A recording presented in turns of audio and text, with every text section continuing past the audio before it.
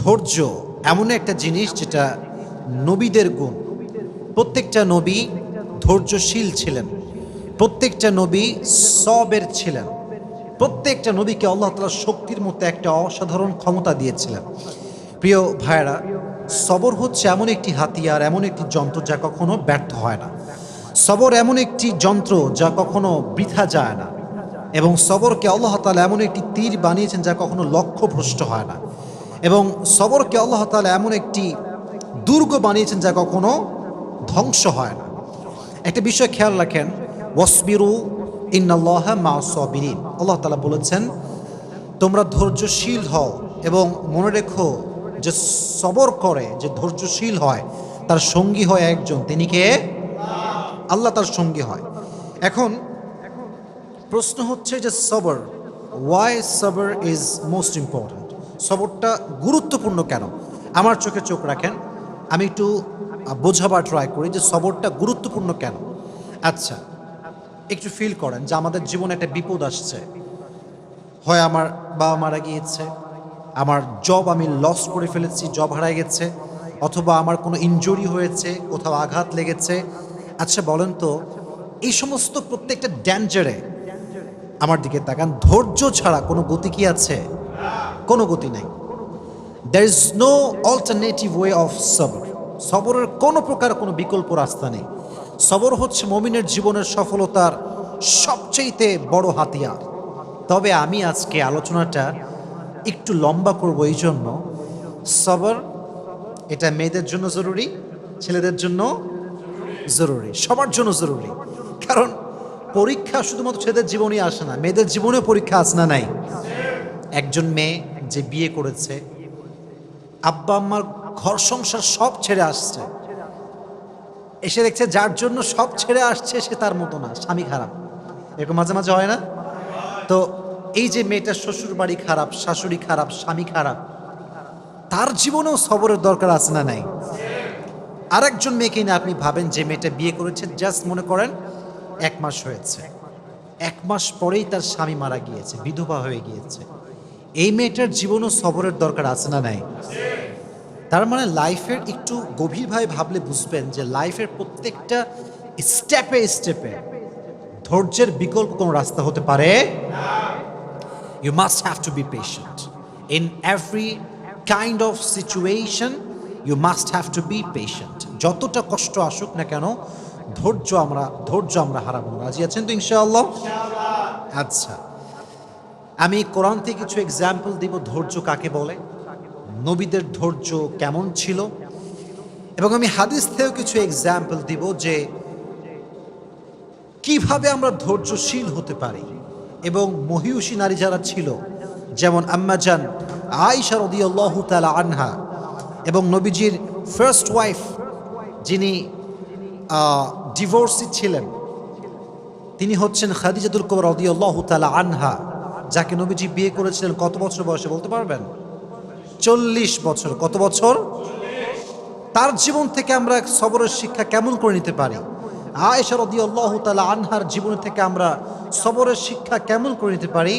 আমরা এখান থেকে শিক্ষা গ্রহণ করার ট্রাই করবো। সকলে বলেন ইনশাআল্লাহ। আচ্ছা, ফর এন এক্সাম্পল, মনে করেন কেউ আপনাকে অপবাদ দিয়েছে, আপনি কাজটা করেন নাই, আপনি এই ক্রাইমটা করেন নাই, তাও মানুষ আপনাকে ব্লেম করছে। আপনার কোনো হারাম অ্যাফেয়ার নাই, মানুষ আপনাকে ব্লেম করছে যে আপনার একটা হারাম অ্যাফেয়ার আছে। এটাকে আমরা বাংলাতে বলি অপবাদ। আমরা বলি কি? অপবাদ বা তহমত। আমি যেটা করি না সেটা মানুষ আমাকে মনে করে এবং আমাকে ব্লেম করে, এটার নাম হচ্ছে অপবাদ।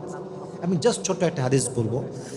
আগে প্রশ্ন করি, নবীজির একজন কুমারী স্ত্রী ছিলেন, যেই একমাত্র স্ত্রী, কখনো বিয়ে করেন নাই, তার ডিভোর্স হয়নি, তার স্বামী মারা যায়নি।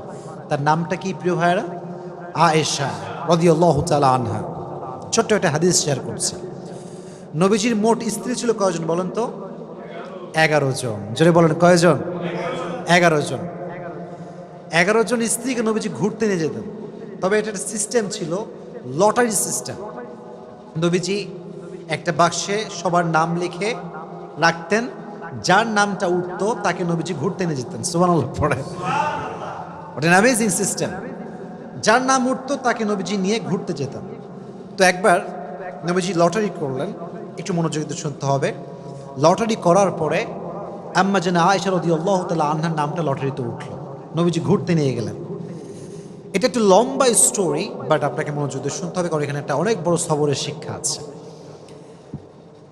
সেই যুগে ঘুরতে যাওয়া হতো মেয়েদেরকে নিয়ে, ওয়াইফদেরকে নিয়ে। এটাকে বলা হতো হাউদাজ, আমরা বলি এটাকে পালকি। আগের যুগে বিয়ে হতো কিসে করে? পালকিতে করে। হাউদাজ এটাকে আমরা আরবিতে বলি পালকি। পালকিতে চড়ে বিয়ে হতো, হতো না? আগের যুগে এটা সিস্টেম ছিল। তো তখনকার যুগে এভাবে পালকিতে চড়ে ঘুরতে নিয়ে যাওয়া হতো। তো আম্মা জান আয়েশা রাদিয়াল্লাহু তাআলা আনহাকে পালকিতে চড়ে নিয়ে যাওয়া হচ্ছে ঘোরার জন্য। তো যখন কাম ব্যাক করবে বাসার দিকে, এক্স্যাক্টলি ওই সময় এসে আম্মা জান আয়েশা রাদিয়াল্লাহু তাআলা আনহার প্রকৃতির চাপে তিনি প্রকৃতির ডাকে সাড়া দেওয়ার জন্য বের হন, মানে পালকি থেকে নামেন। যেটা হয় সেটা হচ্ছে পালকি থেকে নামার পরে উনি একটু দূরে যান প্রকৃতির ডাকে সাড়া দেওয়ার জন্য। এখন মজার বিষয় হচ্ছে আম্মা জান আয়েশা রাদিয়াল্লাহু তাআলা আনহা ছিলেন, she was slim, she was not fat. উনি খুব চিকন ছিলেন, মোটা ছিলেন না, চিকন ছিলেন। চিকন মানুষ কোথাও উঠলেও বোঝা যায় না, নামলেও বোঝা যায় না, কারণ সে স্লিম বডি বিলং করে। মোটারা কোথাও উঠলে দেখবেন মাঝে মাঝে মোটারা রিকশায় উঠলে রিকশার জায়গায় থাকে না বসা। তো এটা হচ্ছে বডির ডিফারেন্স। তো কি হলো, উনি যখন প্রকৃতিটাকে সাড়া দেওয়ার জন্য গেছেন, যেই সাহাবি পালকিটা টানছিল, পালকিটা নিয়ে যাচ্ছিল, ওই সাহাবি বোঝে নাই যে আসলেই আম্মা জান আয়েশা উঠেছেন নাকি উঠেন নাই। যেহেতু উনি স্লিম ছিলেন, উঠলেও যা, না উঠলেও উনি নিয়ে চলে আসছে। আম্মা জান আয়েশা রাদিয়াল্লাহু তাআলা আনহা যখন প্রকৃতির ডাকে সাড়া দিয়ে ফিরে আসেন, দেখছেন পালকি নাই। পালকি কোথায়? পালকি আর নাই, পালকি চলে গিয়েছে, কারণ সে ভেবেছে এখানে আয়েশা রাদিয়াল্লাহু তাআলা আনহা আছেন। তো উনি যখন ফিরে আসলেন, দেখলেন পালকি নেই, তখন উনি খুব সবরের সাথে অপেক্ষা করলেন। যখন দেখলেন অপেক্ষা করেও আসছে না, তখন তিনি কি করলেন জানেন? সুন্দর করে মরুভূমিতে শুয়ে পড়লেন চাদর মুড়ি দিয়ে। চাদর মুড়ি দিয়ে শুয়ে পড়লেন। অনেক লম্বা স্টোরি, আমি প্রেসাইজলি বলছি, but there is a lesson, very important lesson, অনেক গুরুত্বপূর্ণ একটা শিক্ষা আছে। তো যখন নবীজি দেখলেন যে আয়েশা নেই রাদিয়াল্লাহু তাআলা আনহা, উনি একজন সাহাবীকে লস্ট অ্যান্ড ফাউন্ডের দায়িত্ব দিয়েছিলেন, যে কে হারাচ্ছে, কে সফরে আছে, কে নেই, এটা খোঁজাখুঁজির জন্য। যেমন যদি আপনারা কখনো পিকনিকে যান, দেখবেন যে একজন লোক থাকে যে মাইক নিয়ে ডাকে, অমুকে আসছে কিনা, অমুকে বাসে উঠেছে কিনা। এরকম পিকনিকে হয় কি হয় না? হয়। ডাকে, কোথায় কে আছো, কে মিসিং আছো, বের হয়ে আসো। তো যেই সাহাবীকে নবীজি দায়িত্ব দিয়েছিলেন তার নাম হচ্ছে আব্দুল্লাহ ইবনে মুআত্তাল। আব্দুল্লাহ ইবনে মুআত্তাল রাদিয়াল্লাহু তাআলা আনহু। উনি এবার আয়েশা রাদিয়াল্লাহু তাআলা আনহাকে খোঁজা শুরু করলেন। খুঁজতে খুঁজতে তিনি দেখতে পেলেন আয়েশা রাদিয়াল্লাহু তাআলা আনহা মরুভূমির মাঝখানে চাদর মুড়ি দিয়ে শুয়ে আছেন। উনি বুঝতে পারেন এটাই আয়েশা রাদিয়াল্লাহু তাআলা আনহা। উনি ডাকলেন না, গিয়ে কথা বললেন না, চুপচাপ দাঁড়িয়ে থাকলেন। যখন আয়েশা টের পেল যে এখানে কেউ এসেছে আমাকে নেওয়ার জন্য, উনি চলে আসলেন। এবার তাকে নিয়ে সে ফিরে আসলো নবীজির কাছে। কিন্তু যেহেতু সফরে সবাই ফিরে গিয়েছে বাসাতে, আর সর্বশেষ আব্দুল্লাহ ইবনে মুআত্তাল আম্মা জান আয়েশাকে নিয়ে ফিরে এসেছেন, মুনাফিকদের সর্দার আব্দুল্লাহ ইবনে সালুল সুযোগ পেয়ে গেল।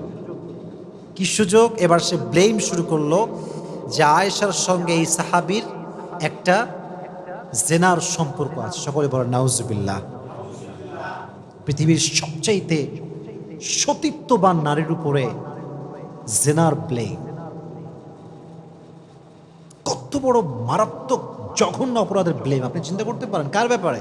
আপনার ব্যাপারে নয়, আমার ব্যাপারে নয়, সবচেয়ে সতীত্ববান নারী আয়েশা রাদিয়াল্লাহু তাআলা আনহার ব্যাপারে ব্লেম করা হলো যে সে এই সাহাবীর সঙ্গে ওই মরুভূমি থেকে আসার সময় খারাপ কাজ করেছে, অন্যায় করেছে, জেনা করেছে।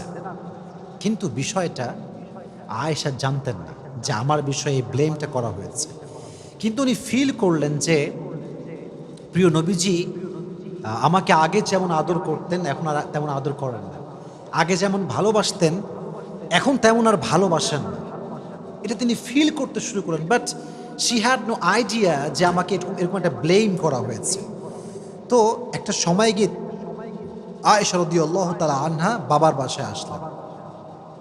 বাবার বাসায় যখন আসছে তখন আশেপাশের লোক বলতে শুরু করছে, আয়েশা তোমার নামে তো এরকম গুজব ছড়ানো হচ্ছে, তুমি নাকি অমুক সাহাবীর সঙ্গে এই সম্পর্ক করেছিলা সফর থেকে ফিরে আসার সময়। এটা শুনে আয়েশা রাদিয়াল্লাহু তাআলা আনহা just she was shocked and thunder. এটা কেমন কথা, কত বড় মিথ্যা অপবাদ আমার উপরে। কিন্তু দেখেন, পৃথিবীর নির্মম বাস্তবতা হচ্ছে কষ্টে পড়লে বোঝা যায় যে কে আপন কে পর। কষ্ট বিপদ হচ্ছে এমন একটা জিনিস যেটা মানুষকে চিনিয়ে দেয় যে কে আমার আপন কে আমার পর। আমার যখন খুব কষ্ট আসে, খুব বিপদ আসে, আমার একদিক থেকে খুব ভালো লাগে যে আমি আমার আপন মানুষ চিনছি।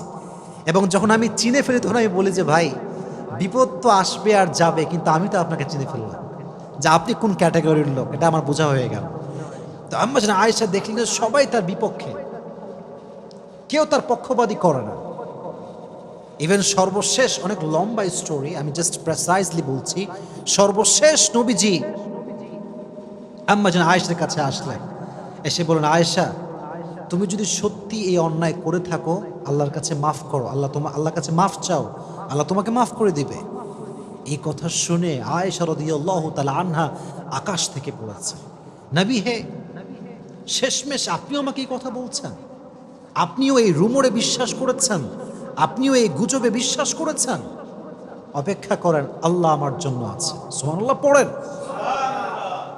উনি চাইলে বলতে পারতেন যে আমি আর সংসার করব না, আমি আর এই সমাজে থাকবো না, আমি গলায় ফাঁসি নিব, আমি সুইসাইড করব, যেটা আমরা সাধারণ মানুষরা বলি।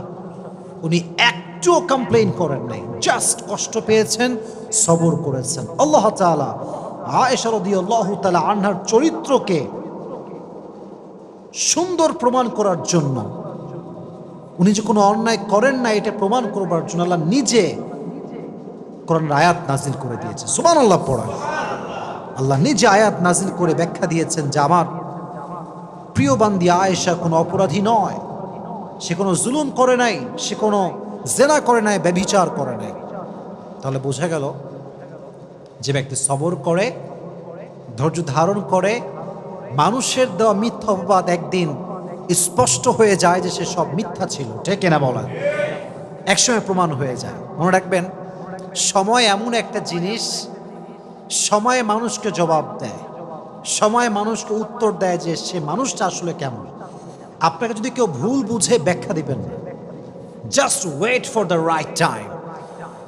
সময়ের অপেক্ষা করেন। সময় হচ্ছে এমন একটা জিনিস, এমন একটা কাঁটা, এটা ঘোরে আর কে কেমন এটা সত্যতা বলে দেয়, ঠিক কিনা বলেন? Wait for the right time, সঠিক সময় অপেক্ষা করেন। তাহলে আয়েশা রাদিয়াল্লাহু তাআলা আনহাকে ব্লেম করা হয়েছে, এবার আমাকে জবাব দেন, উনি কি ধৈর্যহীন ছিলেন না ধৈর্যশীল ছিলেন? She was patient. In every kind of situation, she was patient. ধৈর্যশীল ছিলেন। ফলে কি হয়েছে? আল্লাহ নিজে আয়াত নাজিল করেছেন কার ব্যাপারে? যেহেতু আয়েশা সবর করেছে তার ব্যাপারে কোরআনে আয়াত নাজিল করেছে। একজন আওয়াজ দিয়ে বলেন, তিনি কে?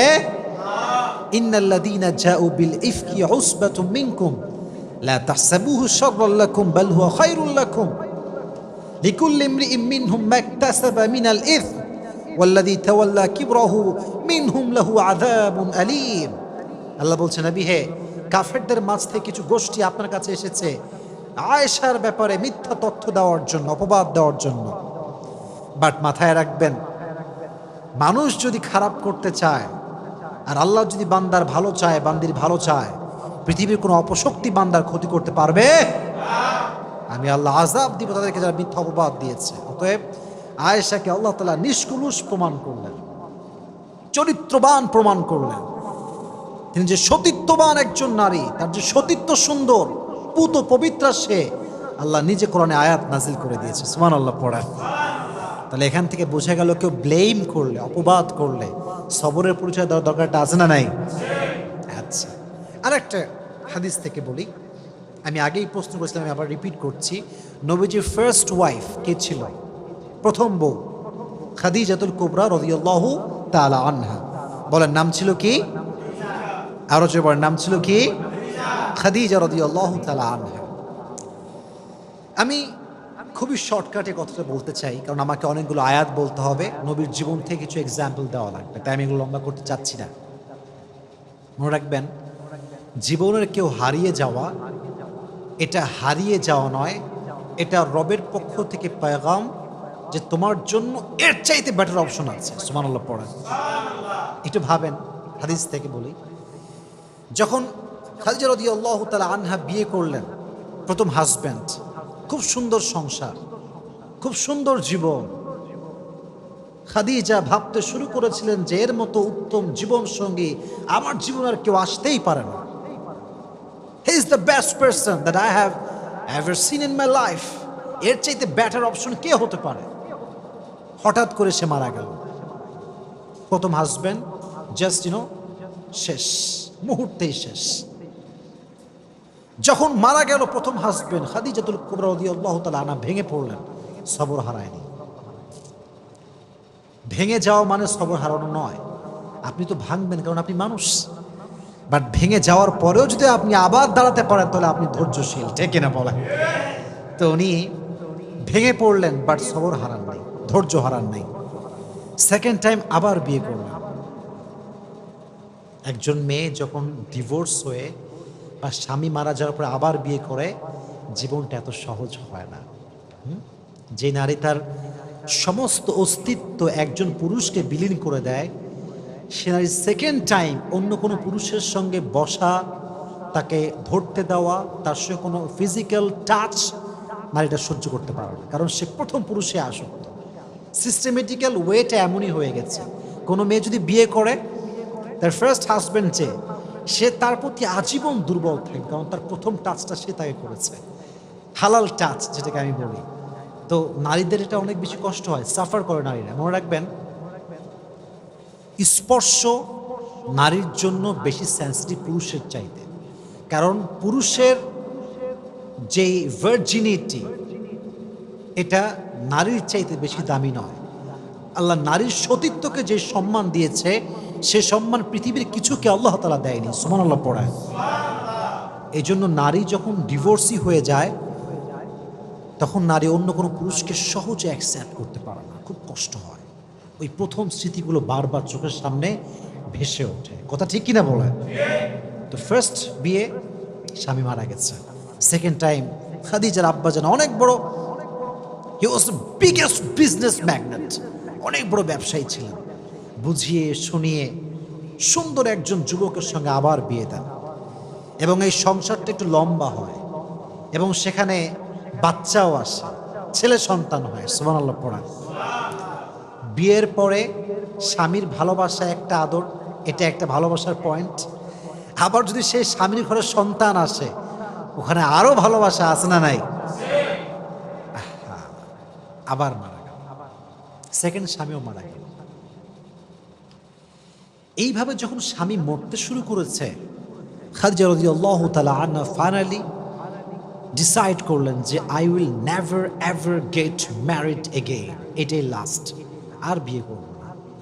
জীবনে যাই হোক আমি সবর করব এবং আমি স্থির থাকবো, আমি আর বিয়ে করব না।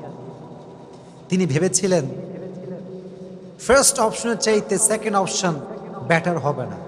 আবার যখন সেকেন্ড জনকে পেয়ে গিয়েছেন, তিনি যখন মারা গিয়েছেন, ভেবেছেন যে পৃথিবীতে আর কোনো এর চাইতে ভালো হতে পারে না।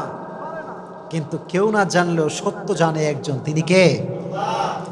ধৈর্যশীল ছিলেন, সবর করেছেন, নিয়ত করেছেন বিয়ে করব না, বাট সবর ছিল কি ছিল না? রেজাল্ট কি হয়েছে? রেজাল্ট দেখেন, ব্যবসা করেছেন, গরিব মানুষদেরকে সহযোগিতা করেছেন, নিজেকে কাজে ব্যস্ত রেখেছেন, বিজনেস সামলেছেন। আল্লাহ তাআলা সবরের বিনিময় হিসেবে, ধৈর্যের বিনিময় হিসেবে শেষ নবীকে তার প্রথম স্বামী হিসেবে কবুল করেছে। সুবহানাল্লাহ। এটা হচ্ছে সবরের রেজাল্ট। মানে আমার কাছে এই হাদিসটা the best example, the best example. এর কারণ এই যে জেনারেশন আমরা আছি, এখানে কারোর জীবন থেকে কেউ হারায় গেলে তারে আর খুঁজেই পাওয়া যায় না। সে গাঁজা খায়, মদ খায়, তার জীবন যৌবন শেষ হয়ে যায়। মাথায় রাখবেন, কেউ চলে যাওয়ার অর্থ হচ্ছে সে চলে যায় নাই, তাকে আল্লাহ নিয়ে গেছে। আর আল্লাহ যদি কাউকে নিয়ে যায়, আল্লাহর মেসেজ হচ্ছে এইটা যে আমি ওরে নিছি, এর মানে হচ্ছে আমি তোকে এর চাইতে বেশি উত্তম দান করবো। সুবহানাল্লাহ পড়েন। তাহলে বোঝা গেল, প্রিয় মানুষ মারা যাক, হারিয়ে যাক, চলে যাক কোথাও অজানা জায়গায়, কোনো সমস্যা নেই। আমি তো সবর করেছি, আমি তো ধৈর্যশীল বান্দা। আমাকে পরীক্ষা নিচ্ছে একজন এবং এর ফলাফল দিবে একজন। আওয়াজ দিয়ে বলেন তিনি কে? So every kind of situation, in every kind of situation you must have to be patient. প্রত্যেকটা অবস্থানে আমরা ধৈর্যশীল হব। রাজি আছেন তো ইনশাআল্লাহ? আল্লাহ সবাইকে ধৈর্যশীল হওয়ার তৌফিক দান করুন। সকলে পড়া আমিন। এবার আসেন কিছু নবীদের এক্সাম্পল দেই যারা ধৈর্যের পরিচয় দিয়েছেন। আমি একটু পরীক্ষা করি আপনাদের সবাইকে, দেখি আপনারা কতটুকু ক্যাচ করতে পারেন, গ্যাস করতে পারেন। একজন নবী ছিলেন যে নবীর পুরো শরীরে পোকা ধরে গিয়েছিল, পুরো শরীরটা পোকা খেয়ে শেষ করতে যাচ্ছিল। নবীর নামটা কি ছিল? আইয়ুব আলাইহিস সালাতু ওয়াস সালাম। দীর্ঘ 12 বছর পোকা তার শরীরে ভর করেছিল।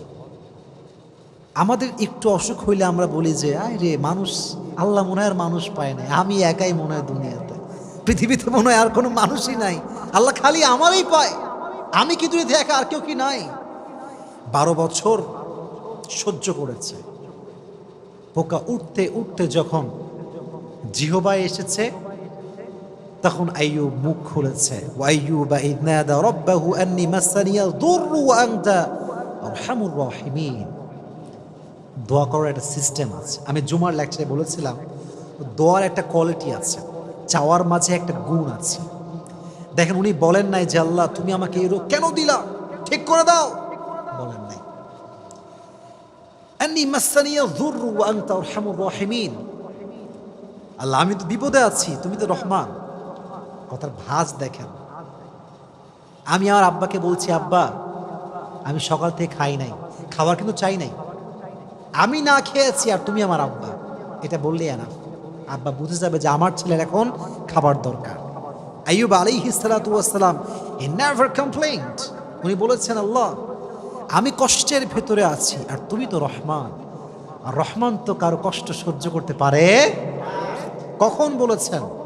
যখন এই পোকা উঠতে উঠতে তার জিহবায় চলে এসেছে। আল্লাহকে বলছে, আল্লাহ পুরো শরীরটা আমার খেয়ে ফেলুক, কিন্তু যে জিহবা দিয়ে আমি তোমার জিকির করি সেটা যদি পোকা নষ্ট করে ফেলে, আমি তো তোমাকে আর ডাকতে পারবো না, তুমি আমাকে রহম করো, তুমি আমাকে রহম করো। এই সবর যে করেছে, আল্লাহ তাআলা ডাকার সঙ্গে সঙ্গে তার সমস্ত রোগকে ধূলিসাৎ করে তাকে আল্লাহ তাআলা শিফায়ে আজলা কামিলা দান করে দিয়েছে। সুবহানাল্লাহ। তাহলে বোঝা গেল, রোগ বালাই হচ্ছে ব্লেসিং, মার্সি, বারাকা ইন ইউর লাইফ। যদি মুমিনের কোথাও কোনো কাঁটাও ঢুকে যায়, এই যে আমরা কষ্ট পাই কাঁটা ঢুকলে, আল্লাহ কতটা দয়াময় দেখেন। কাঁটা ঢুকলেও আল্লাহ তাআলা বান্দার আমল নামার থেকে যে গুনাহ আছে এটাকে ঝরিয়ে দেয়। সুবহানাল্লাহ পড়া। তাহলে বোঝা গেল, আজ থেকে অসুখ হলে আমরা ধৈর্য ধারণ করবো। রাজি আছেন তো ইনশাআল্লাহ? আর একটা এক্সাম্পল দেই সবরের। একজন নবী, আমি আবারও আপনাদেরকে প্রশ্নে ফেলছি, গ্যাস করতে হবে আপনাদের সবাইকে যে আমি কার নাম বলতে যাচ্ছি। একজন নবী যাকে মাছ খেয়ে ফেলেছিল, মাছের পেটে তিনি দীর্ঘদিন ছিলেন, তার নাম কি ছিল? ইউনুস। ইউনুস আলাইহিস সালাতু ওয়াস সালাম। নাম ছিল কি? ইউনুস আলাইহিস সালাতু ওয়াস সালাম। মাছের পেটে দীর্ঘদিন ছিলেন, আল্লাহর কাছে কমপ্লেন করেন না, অভিযোগ করেন নাই, ধৈর্যহীন হন নাই। মাছের পেট থেকে আল্লাহকে ডাক দিয়েছেন, আল্লাহ আমি বিপদে পড়েছি, তুমি আমাকে সাহায্য করো, আমার কোনো কমপ্লেন নাই, অভিযোগ নাই, আমি ধৈর্যহীন হয়ে যাই নাই। দোয়া করার সঙ্গে সঙ্গে আল্লাহ তাআলা মাছকে আদেশ করেছে, মাছ মুখ খুলে একটা বমি করার মতো একটা অ্যাক্ট করেছে। আল্লাহ তাআলা ইউনুসকে এই অ্যাক্টের মাধ্যমে, এই বমির একটা ধরনের মাধ্যমে মাছের পেট থেকে জীবিত উদ্ধার করে বের করে নিয়ে আসছে। সুবহানাল্লাহ। তাহলে বোঝা গেল, বিপদে পড়লে আপনাকে দোয়া করতে হবে, আল্লাহ আমারই পাইলো, দুনিয়াতে আর কেউ নাই, আমি মনে হয় একা, আল্লাহ কি পাইলা আমার তুমি। এটা ধৈর্যহীন হওয়ার পরিচয়। অতএব সবরও থাকবে, দোয়াও থাকবে। বলেন আমার সঙ্গে, সবরও থাকবে, সবর আছে যার সঙ্গে দোয়াও আছে যার, তার সফলতা কেউ আটকাতে পারবে না। সুবহানাল্লাহ পড়ান। আর একটা এক্সাম্পল দেয়, নবীর নাম গ্যাস করতে হবে আমাদের সবাইকে। একজন নবী যাকে আল্লাহ তাআলা ৮০ বছর পরে একটা সন্তান দিয়েছিলেন, সে নবীর নাম কি? ইব্রাহিম আলাইহিস সালাতু ওয়াস সালাম। নামটা কি? ইব্রাহিম আলাইহিস সালাতু ওয়াস সালাম। সন্তানের নাম কিছু বলতে পারবেন? ইসমাইল। নাম কি ছিল? ইসমাইল আলাইহিস সালাতু ওয়াস সালাম। সবর কাকে বলে একটু বুঝাই আপনাদেরকে, শর্টকাটে বোঝাচ্ছি।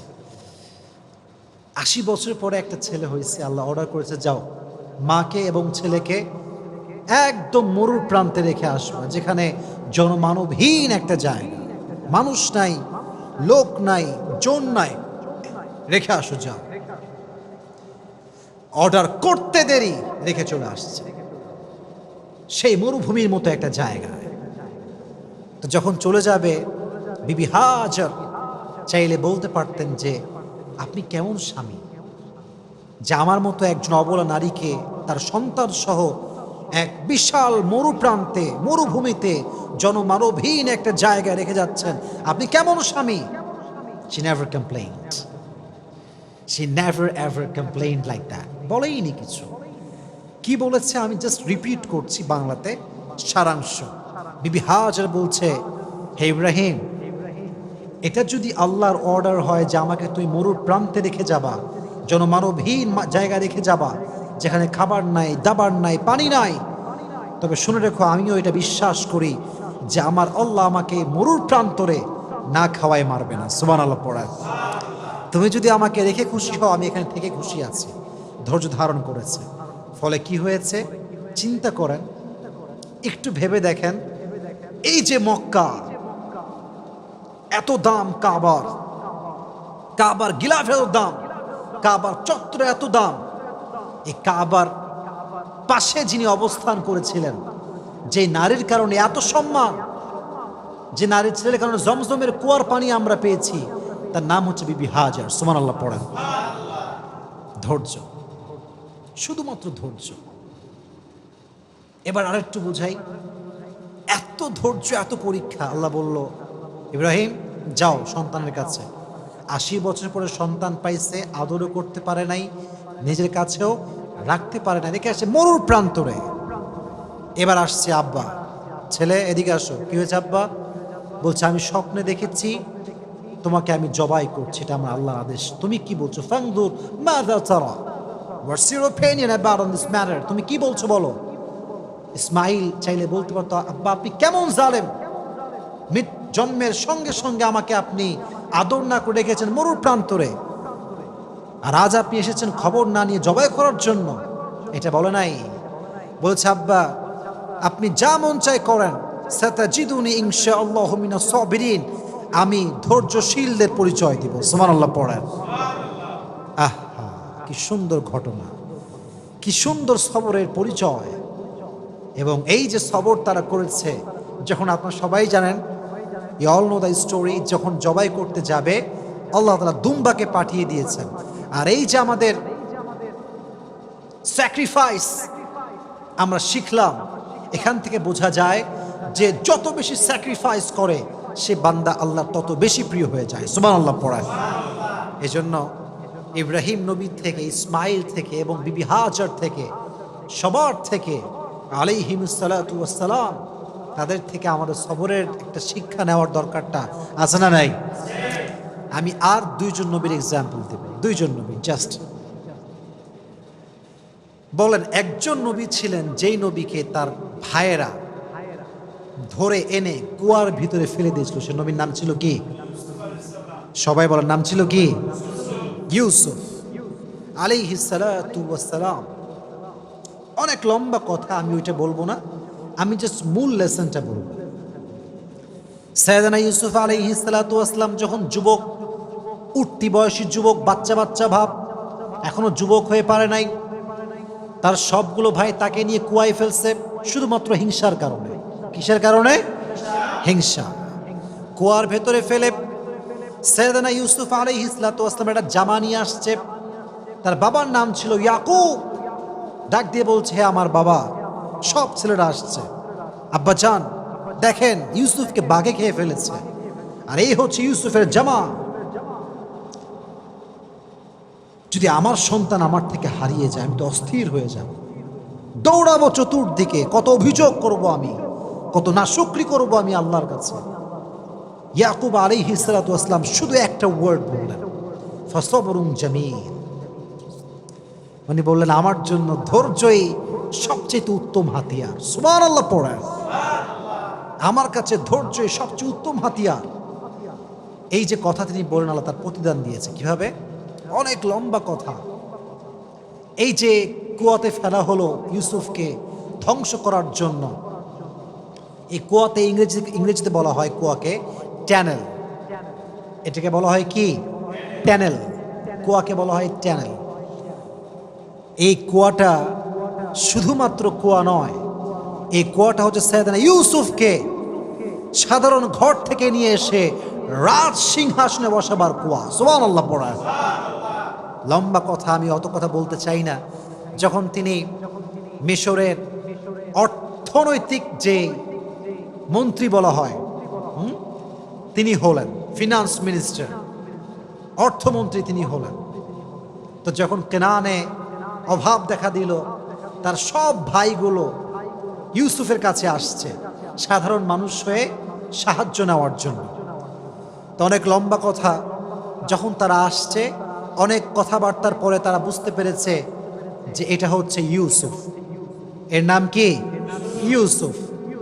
তো ইউসুফ আলাইহিস সালাতু ওয়াস সালাম বলেন, যাও, তোমাদেরকে আমি মাফ করে দিলাম, এবং মাথায় রেখো, ইন্নাহু মাইয়াত্তাকি ওয়া ইয়াসবির ফাইন্নাল্লাহা লা ইউযিউ আজরাল মুহসিনিন। নিঃসন্দেহে যারা আল্লাহকে ভয় করে এবং ধৈর্যশীল হয় তাদের বিনিময়কে আল্লাহ তাআলা কখনো নষ্ট করে দেয় না। সুবহানাল্লাহ। এবার তিনি সৈন্য নিয়ে, উট নিয়ে, ঘোড়া নিয়ে, ভাইকে নিয়ে ঘোড়ার পিঠে উঠে জাঁকজমকভাবে সবাইকে নিয়ে এসে তার বাবার সঙ্গে, যিনি বলেছিলেন ফাসবরুন জামিল, আমার জন্য ধৈর্যই সবচেয়ে বেশি শ্রেয়, সবচেয়ে বেশি সেরা, এই ধৈর্যের বিনিময়ে আল্লাহ তাআলা ইয়াকুবকে, সাইয়েদনা ইয়াকুবকে তার সন্তান ইউসুফ ফিরিয়ে দিয়েছে। সুবহানাল্লাহ পড়েন। তাহলে ইউসুফ আলাইহিস সালাতু ওয়াস সালামের জীবন থেকে আমরা শিক্ষা পেলাম এটা, যে সবর ছাড়া জীবনে কোনো গতি হতে পারে। সাইয়েদনা ইয়াকুব আলাইহিস সালাতু ওয়াস সালামের জীবন থেকে আমরা এটা বুঝলাম, সবর ছাড়া জীবনে কোনো গতি হতে পারে। এবার আসুন সর্বশেষ এক্সাম্পল। পৃথিবীতে ধৈর্যের প্রতীক ছিলেন একজন মানুষ, যার উপরে ধৈর্যশীল মানুষ জীবনে আর কেউ আসে নাই, পৃথিবীতে আর কেউ আসে নাই। He was out of any kind of comparison. তিনি ছিলেন সবচেয়ে ধৈর্যশীল। ধৈর্যের ক্ষেত্রে তার কোনো তুলনা হয় না, কোনো কম্পেয়ার হয় না। তিনি হচ্ছেন সাইয়্যিদুল কাউনাইন, সাইয়্যিদুল মুরসালিন, বিশ্ব মানবতার মুক্তির দূত নবী মুহাম্মদুর রাসূলুল্লাহ সাল্লাল্লাহু আলাইহি ওয়াসাল্লাম। ধৈর্যের প্রতীক, ধৈর্যের প্রতীক ছিলেন তিনি। মারাত্মক লেভেলের ধৈর্য ছিল তার। তার ধৈর্য যে কত বেশি আপনি চিন্তা করতে পারবেন না। একজন মানুষ যার এই ছোট্ট বয়সে সে তার মাকে হারিয়েছে, যখন সে পৃথিবীতে আসে নাই তার আগে তার বাবাকে হারিয়েছে, বড় হয়ে চাচাকে পেয়েছে, চাচা মারা গিয়েছে, দাদাকে পেয়েছে, দাদা মারা গিয়েছে, মাথার উপরে বট বৃক্ষ ছিল তার স্ত্রী খাদিজা, সেও মারা গিয়েছে। একটা মানুষ আর কত হারাতে পারে? একটা মানুষের সবচেয়ে বড় জায়গায় তো হচ্ছে আব্বা এবং মা। যার জীবনে বাপ মা নাই তার জীবন তো কিছুই নাই, তার পুরো জীবনটাই তো কষ্টে ভরা। নবীজি জন্মের আগে চলে গিয়েছে বাবা, জন্মের পরে চলে গিয়েছে মা, চাচা হারায় গেছে, দাদা হারায় গেছে, বিয়ে করেছে নিজের স্ত্রী খাদিজা, যে সমস্ত সম্পত্তি নবীর পায়ের সামনে বিলীন করে দিয়েছে ইসলামের জন্য, সেও মারা গিয়েছে। নবী কখনো আল্লাহর কাছে অভিযোগ করেন না যে আল্লাহ আমি তো তোমার নবী, তুমি তো আমার আল্লাহ তুমি আমাকে কেন কষ্ট দিচ্ছ? নবীজি কমপ্লেন করেন নাই, সবরের পরিচয় দিয়েছে। He was patient in every kind of situation. কখনো কমপ্লেন করেন না, অভিযোগ করেন নাই, প্রতিটা মুহূর্তে ধৈর্যশীল ছিলেন তিনি। তায়েফের ময়দানে যখন নবীজি দাওয়াত দেওয়ার জন্য গেলেন কাফেরদেরকে, সবাই আপনারা ঘটনা জানেন, তা দাওয়াত অ্যাকসেপ্ট করলো না। নবীজি প্রায় কয়েকশো কিলোমিটার রাস্তা পাড়ি দিয়ে আসছেন, ক্লান্ত মানুষ। উনি বললেন, তায়েফবাসী শোনো, তোমরা যেহেতু আমার দাওয়াত গ্রহণ করলে না, তোমাদের কাছে আমার অনুরোধ, তোমরা মক্কায় খবরটা ছড়িয়ে দিও না। যদি মক্কার কাফেররা জানতে পারে তাহলে আমাকে জুলুম করবে। কাফেররা কে কার কথা শোনে? নবীজি বের হওয়ার আগে কাফেররা মক্কায় খবর পৌঁছে দিল যে মুহাম্মদ মক্কার থেকে এখানে তায়েফের জমিনে দাওয়াত দেওয়ার জন্য আসছে, আমাদেরকে কবুল করে না এই দাওয়াত। সব তায়েফের দুষ্টু ছেলে পেলে বাচ্চাদেরকে নবীজির পেছনে লেলিয়ে দিয়েছে, যাও তোমরা মুহাম্মদকে পাথরের আঘাত করো, বৃষ্টির মতো পাথরকে তোমরা বর্ষণ করো। আমি যখন রেলগেটে যাই, আমি জাস্ট এটা ফিল করি। রেলগেটে দেখবেন যে প্রত্যেকটা রেল লাইনের মাঝখানে এরকম বড় বড় পাথর থাকে, দেখছেন আপনারা সবাই, এরকম শক্ত শক্ত পাথর। আমি জাস্ট এটা ফিল করি, যদি এই পাথরটা তুলে আমি আসিফকে কেউ আঘাত করে আমার কি হবে? আমি কি আদৌ সহ্য করতে পারবো এই আঘাতটা? তখন আমি ফিল করি যে তায়েফের জমিনে আমার নবীকে এর চাইতে বড় বড় পাথর দিয়ে মেরে রক্তাক্ত করা হয়েছে। নবীর রক্ত পড়েছে, নবীর রক্তে পুরো মাটিটা ভিজে গেছে। নবীজির রক্তে পড়ে বেহুশ হয়ে গেছে। সাহাবী এসে ধরেছে, ধরে উঠাইছে, নবী হে এবার তো বদদুয়া করেন, এবার তো বদদুয়া করে ফেলেন, আর কত সহ্য করবেন? নবীজি বলছে, শোনো, আমি তো বদদুয়া করার জন্য আসি নাই, হয়তো আমার দাওয়াত তায়েফের লোকরা কবুল করে নাই, তো কি হয়েছে, নেক্সট জেনারেশন যে হবে তারা হয়তো বা ইসলামকে গ্রহণ করবে। সুবহানাল্লাহ পড়া। পাথরের আঘাত খেয়ে রক্তাক্ত হয়ে গিয়েছে, ধৈর্য হারায়নি, শক্তি হারায়নি, জুলুমের শিকার হয়েছে, কাউকে বদদুয়া করে নাই, সর্বাবস্থায় ধৈর্যের পরিচয় দিয়েছিলেন, সর্বাবস্থায় দিয়েছেন। আজকে আমাদের অভাব আসলে আমরা কত কথা বলি, টাকা নাই, আমার কাছে এইটা নাই, এইটা নাই, I don't have anything, just complain. আছে কিন্তু সব, শুকরিয়া নাই। যার শুকরিয়া যত বেশি তার নিয়ামত তত, যার অশুকরিয়া, যার নাশুকরিয়া যত বেশি তার নিয়ামত তত বেশি কম। ঠিক না বলা? ধৈর্যশীল হতে হবে, সবের হতে হবে, এবং শাকের অর্থাৎ গ্রেটফুল, শুকর গুজার হতে হবে, কৃতজ্ঞ বোধ হতে হবে। আল্লাহ তুমি আমাকে যা দিয়েছো, what ever I have, I am happy with that. আমি আলহামদুলিল্লাহ খুশি আছি। আমার বাড়ি নাই তাও খুশি, আমার গাড়ি নাই তাও খুশি। আল্লাহ তুমি জাস্ট আমার হলেই আমার চলবে ইনশাআল্লাহ। তাহলে বোঝা গেল প্রত্যেকটা নবীর থেকে, যেমন আমরা শুনেছি আইয়ুব আলাইহিস সালাতু ওয়াস সালামের কথা, আমরা শুনেছি ইউনুস আলাইহিস সালাতু ওয়াস সালামের কথা, আমরা শুনেছি ইব্রাহিম আলাইহিস সালাতু ওয়াস সালামের কথা, আমরা শুনেছি ইয়াকুব আলাইহিস সালাতু ওয়াস সালামের কথা, আমরা শুনেছি ইসমাঈল আলাইহিস সালাতু ওয়াস সালামের কথা, আমরা শুনেছি ইউসুফ আলাইহিস সালাতু ওয়াস সালামের কথা, আমরা শুনেছি নবীর কথা, শেষ নবীর কথা। এর দ্বারা বোঝা গেল যে ধৈর্যশীল আমরা আজ থেকে আর হব না। হব কি হব না? আল্লাহ সবাইকে ধৈর্যশীল হওয়ার তৌফিক দান করুক, সকলে পড়া আমিন। আর বিশেষ করে আমি একটা কথা বলে শেষ করতে চাই আমার বোনদের জন্য, specially for my sisters, those who R listening me from YouTube or Facebook, this is my humble request for everyone. যদি বিয়ের পরে দেখেন আপনার স্বামী খারাপ, তাহলে আগেই অভিযোগ করেন না, আগেই ডিভোর্স নিয়ে ভাইবেন না। Divorce is just far away, बहुत दूर की बात है। पहले ट्राई करो, पहले कन्विंस करो, पहले एडजस्ट करो, फिर उसके बारे में सोचना। আমরা আগেই ডিভোর্স দিয়ে ভাবি যে তালাক দিলেই মনে সমাধান। না, কে বলছে আপনার সমাধান?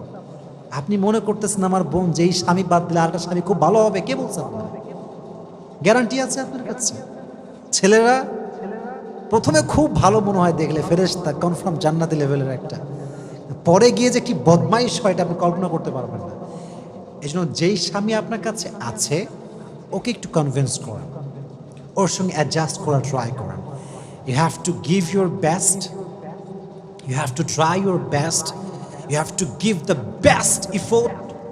যতটুকু পারা যায় ট্রাই করেন বানানোর জন্য, ভালোবাসা দিয়ে, আদর দিয়ে, যত্ন দিয়ে, আব্বা আম্মাকে দিয়ে, মুরব্বিকে দিয়ে তাই কনভিন্স করেন। মাথায় রাখবেন, নারীর ডিভোর্স হয়ে গেলে তার সম্মান কমে যায়, তার স্ট্যাটাস লো হয়ে যায়। যতই আপনি ওয়াজ করেন, যতই আমি ওয়াজ করি, দিন শেষে সত্য সত্য, রিয়েলিটি ইজ রিয়েলিটি। এখানে কোনো প্রকার কোনো কথা চলবে না। এই জন্য বন্ধুকে বলবো, বোনেরা, যদি সাংসারিক জীবনে সুখী হতে চান, there is no alternative way of সবর। সবর যার আছে বেশি, তার সংসার তত টিকে বেশি। আমার সঙ্গে রিপিট করেন, রিপিট আফটার মি। যেই মেয়ের সবর যত বেশি, তার সংসার টিকে তত। আপনি দেখবেন অনেক সময় বিয়ের 2 দিন পরে ডিভোর্স, এরকম ঘটনা বাংলাদেশে আছে না নাই? মানে বিয়ে করে গেল, জাস্ট শুনলাম 2 দিন পরে ডিভোর্স। ভাই, হোয়াট হ্যাপেন্ড? ডিভোর্স আপনার সঙ্গে হতে পারে, আমার সঙ্গেও হতে পারে। It can happen with anyone, but the fact is, are you really patient? আপনি কি ধৈর্যশীল কিনা? That is the fact. আমি ধৈর্যশীল হলাম না এবং আমার ডিভোর্স হলো, আপনি অধিকার রাখেন আমাকে ব্লেম করার, যে আপনার মতো ফালতু লোক দুনিয়াতে কেউ নাই। কিন্তু আমি যদি পেশেন্ট হই, আমি যদি আমার ওয়াইফের সঙ্গে অ্যাডজাস্ট করে চলি, সব কিছুর পরে যদি আমি ব্যর্থ হই, তাহলে আপনি আমাকে ব্লেম করতে পারবেন না। আর হ্যাঁ, সর্বশেষ কথা, যদি কোনো মেয়ে দেখে যে না, কোনোভাবেই অ্যাডজাস্ট হচ্ছে না, শ্বশুর ভালো না, শাশুড়ি ভালো না, স্বামী ভালো না, no one is good person in my family, কাউরে ভালো লাগে না, কেউ আমাকে বোঝে না, আমি যদি এখানে আর একদিন থাকি আমার জীবনটা জাহান্নাম হয়ে যাবে, তখন কোরআন বলছে ঠিক আছে, বের হয়ে আসো। যেটা আমি আগেও বলেছি, বের হয়ে আসো, জীবনকে সুন্দর করো, তাকে তার মতো থাকতে দাও, তুমি তোমার মতো জীবনকে গুছিয়ে নাও। তাহলে বুঝে গেল, you have to try your best first. আগে সর্বোচ্চ ট্রাই করেন, না পারলে তখন দেখা যাবে।